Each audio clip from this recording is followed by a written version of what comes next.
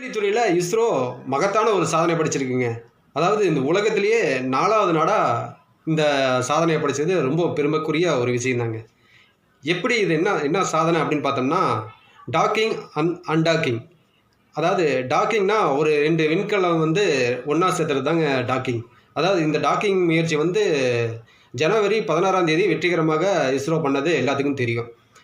அது வந்து இப்போ வந்து அன்டாக்கிங் முறையில் வெற்றிகரமாக செயல்பட்டுருக்கிறாங்க.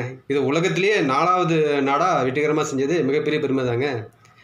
அது அன்டாக்கிங் அப்படின்னா என்னன்னா, அந்த சேர்ந்திருந்த அந்த விண்கலத்தை பிரிக்கிறதுங்க. சரி, இந்த டாக்கிங் அன்டாக்கிங் இதெல்லாம் எதுக்குப்பா நம்மளுக்கு அப்படின்னு நம்ம நினச்சோம் அப்படின்னா, இது எதுக்காக இந்த மாதிரி பண்ணுறாங்க அப்படின்னா, ஒரு நிலவுக்கு போய் மனிதனை தரையிறக்கிறதுக்கு இந்த டாக்கிங் அன்டாக்கிங் முறை ரொம்ப ரொம்ப முக்கியங்க.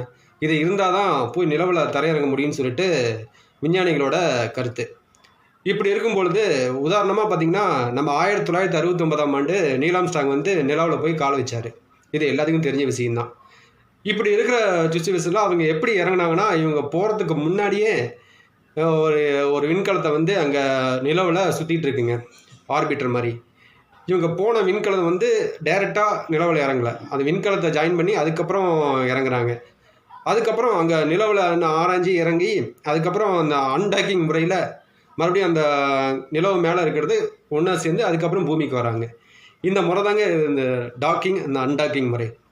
இந்த வரைமுறையில் தான் இந்தியாவும் இப்போ வந்து சக்ஸஸ் பண்ணியிருக்கிறாங்க. அன்டாக்கிங் முறையில் மிகப்பெரிய ஒரு பெருமையான ஒரு சாதனையான ஒரு விஷயமா இருந்தாலும் கூட சோதனையும் இப்போ ஒன்று இருக்குங்க. காரணம் கேட்டிங்கன்னா, அதாவது இன்டர்நேஷ்னல் ஸ்பேஸ் ஸ்டேஷனில் நம்ம சுனிதா வில்லியம்ஸ் வந்து அங்கே 9 நாள் சொல்லி பயணம்னு சொல்லிட்டு போனவங்க 9 மாதம் ஆச்சுங்க. சரி, நேற்று தான் ஒரு விண்கலம் அனுப்பிச்சு நம்ம மீட்டுக்கலாம் அப்படின்னு சொல்லிட்டு இந்த ட்ரம்ப் வந்து எலான் மஸ்க்கு ஒரு கட்டளை இடுறாரு. இவரும் சரி நாங்கள் விண்கலம் அனுப்பிச்சு நாங்கள் சுனிதா வில்லியம்ஸை கூப்பிட்டுக்கலாம் அப்படின்னு சொல்லிட்டு ரெடி பண்ணுறாங்க. அதுவும் தொழில்நுட்ப கோளாறுல ஃபெயிலியர் ஆகிடுச்சிங்க. மேலும் மேலும் பல சோதனைகள் காத்திருக்குங்க இந்த அமெரிக்கா விண்வெளித்துறையில்.